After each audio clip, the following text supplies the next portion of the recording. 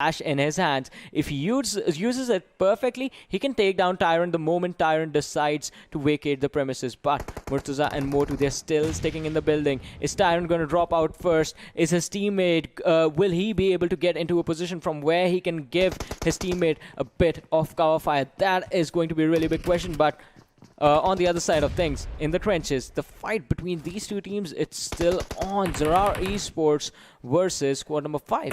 Absolutely, and this is of course the squad of Immobilist, who have apparently got a forecast that they will probably be the ones winning, because they still have all 4 members alive, and they have been pushing alongside the clan of Zarar, and eventually again this has turned into their favor. But the question is, will they be wanting to push through the smoke? Apparently they do want to, but FS still has that information. FS has moved away from the likes of PES and hopefully will be given the upper hand, or not yet. Not yet.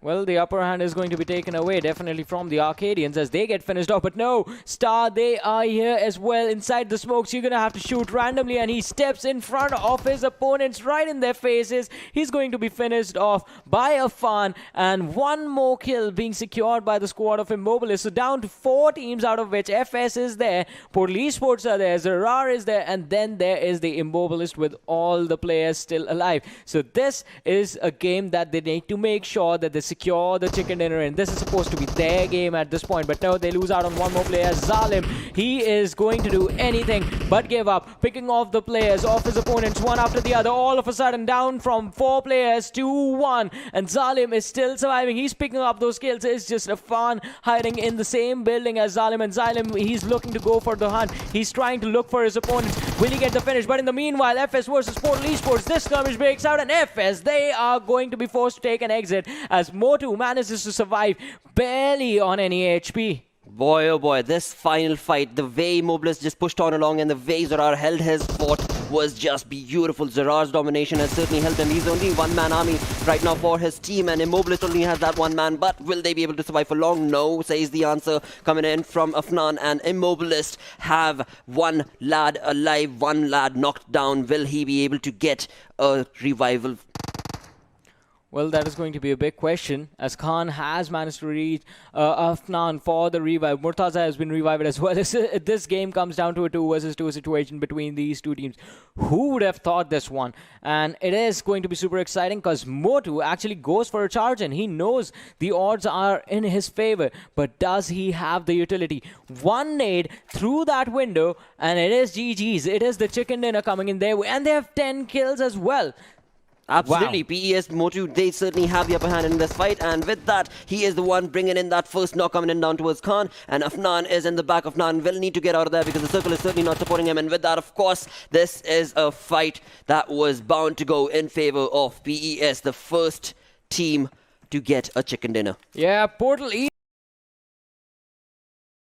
of Esports Nation, and they've already knocked down one of their lads, but eventually they also have the information regarding NFP, and that one-man army that is standing for NFP as of now is outside the zone. Star has the information. Fury is the one who had his crosshairs towards him. Are they going to be able to allow him to even enter the circle is the conversation right now, but eventually Star is looking in a really good position. Of course, Magnus Esports right off the top of the game itself, they have been just phenomenal with their aggressive pushes, and they have just been holding that ground for the longest time, bringing in kills slowly and steadily.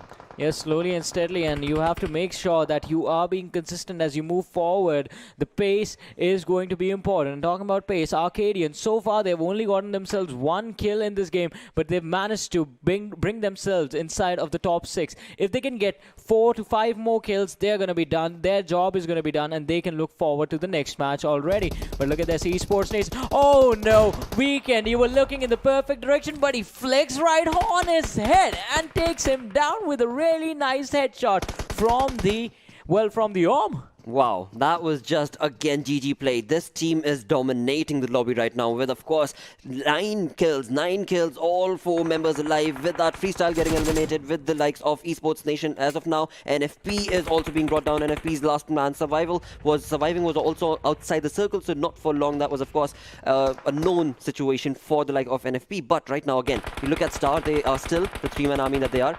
Arc brought down from the side of MSG. I mean, Magnus, they are doing phenomenal in this game. This has to be their chicken dinner.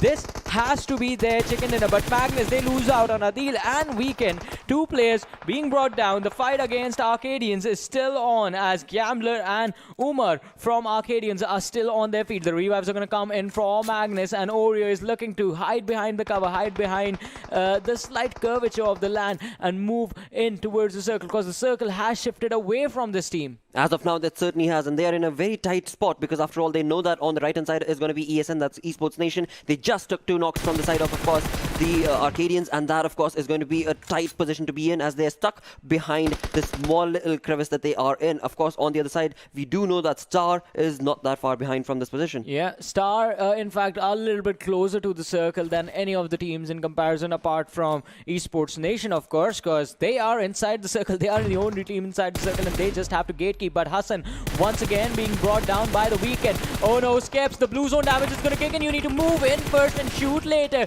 Magnus, Esports, one small mistake, and they are getting punished. They are being taken out on the 4th position in this match. Wow, this is just GG's now. With that, we've only got 3 teams left. That is, of course, going to be Star, Esports Nation, and Arc. This is just awesome because Arcadians have only 1 man alive for now, I believe, or 2 man alive for the team. But with that, will there be any more gameplay coming in towards the favor of Star? Probably not. This seems like it is going to blow out in their favor, and it has just done so. It is out. This is an end story. There's no way you're going to be surviving that 6th zone. And Esports Nation. Well, Esports Nation, how lucky are they? That Right? they took 2 shots from the AWM. Their position was compromised. They were down to a 2-man squad, and this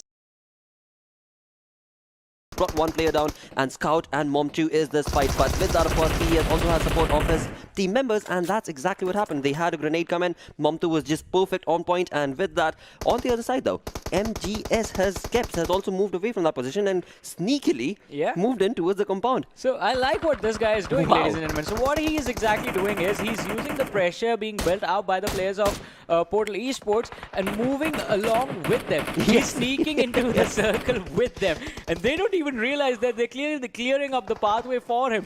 But as soon as the opportunity arises, I'm pretty sure he's going to start shooting at them. Absolutely, he's just waiting for that right moment. But again, with that, of course, Tala we've got is doing another. the same thing. Yep, we've got another lad right there in the background, which is going to be Arc's player, and he has been caught out. PES knows the information, and they will not let him live for long. And with that, of course, that has been taken care of by Snail. But now, what are PES going to have? The options that they have, of course, they've got a perfect compound in their control. The circle is looking a-okay for them, but they're going to have to rush along into the open as well, because now we see that the circle is asking them to do so. Royal is all clustered in that small little smoke wall that they've got for themselves. Again, it is, well, a tough, tricky situation because there's no cover whatsoever at all. The only thing that I can talk about is probably going to be H2E, because H2E is looking perfect. They've got 2-man setup, 2-man squad setup on one side and 2-man squad setup on the other side. So again, they could very well utilize that perfect positioning in their favor and try and slowly and steadily choke the position of either Royal or PES.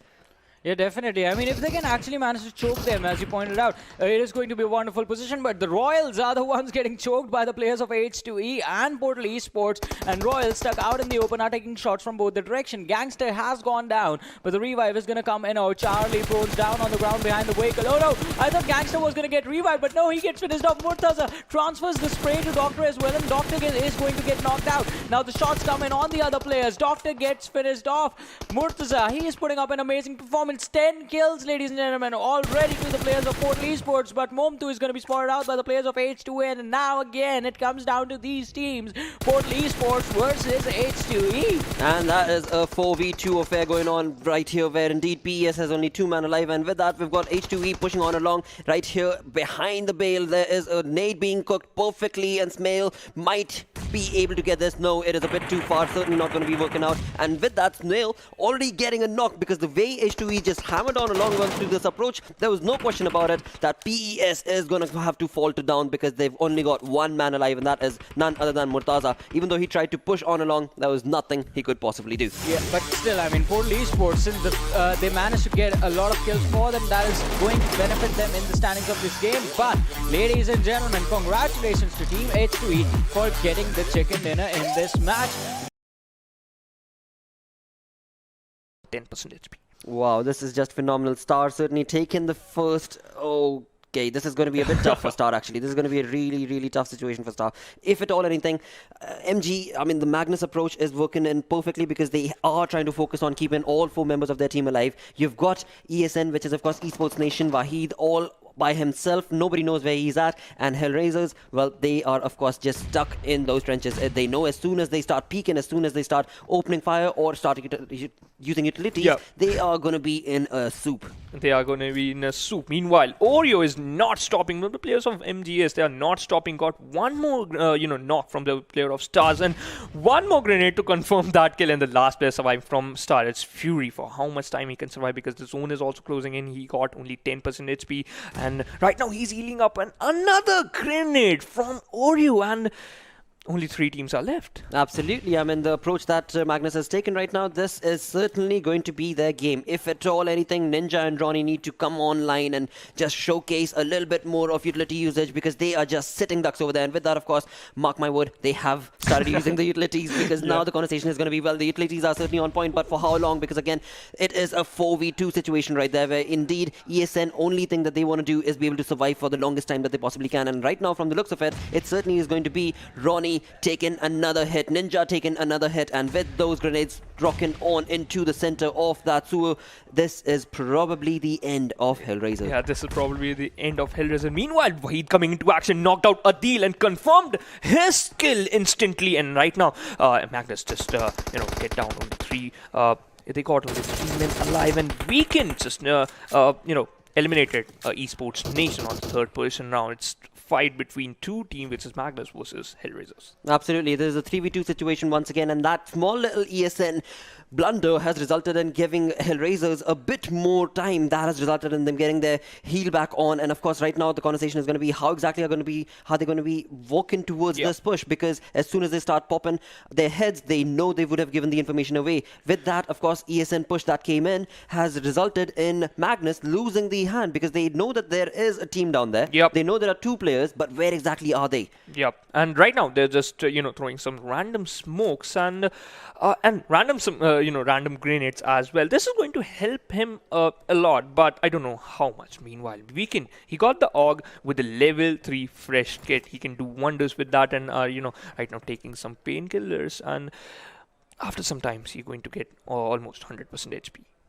Well, this is interesting turn of events where indeed, I mean, Magnus, they have the upper advantage. They could very well start utilizing that advantage in their favor, but we see the smoke wall is being brought in right here, and maybe with that, maybe Ninja and Ronnie are going to try and push on along, and they certainly do. They step up on top, and with that, Ninja falling back. It is no questions asked. Ronnie is already at the edge of the circle, and he is not going to be able to survive for long. Already gone down, 3v1 situation, 2v1 situation, knocked out, and it is over. It was supposed to be over 2 minutes ago had Magnus pushed, but with that, of course, Magnus taking a wonderful chicken dinner in the final game. And how many kills Oreo got? Because when we are casting the game, Oreo got almost 4 to 5 kills with the use of only grenades, and they got total 19 kills, Plotter.